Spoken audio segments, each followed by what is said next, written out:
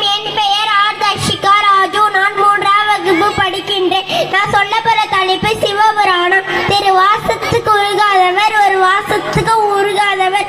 ஓம் நம சிவாய வாழ்க.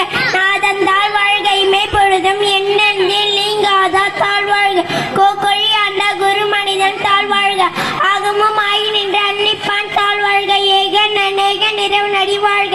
வேகம் கெடுத்த அந்த வேணு நெடி வெல்க. பிறப்பருக்கும் பெஞ்சு கண்டான் பேய் கல்க வெல்க. படுத்தார்க்கு சேயான் பூ கல்க வெல்க.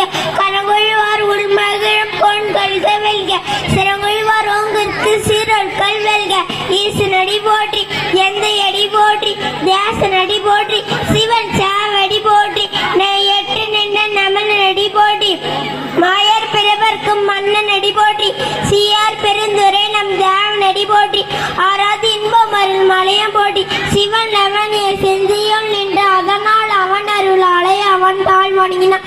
சிந்தை மகிழும் சிவபுராணம் தன்னை முந்தை விழி முழுது ஓய வைப்பான்.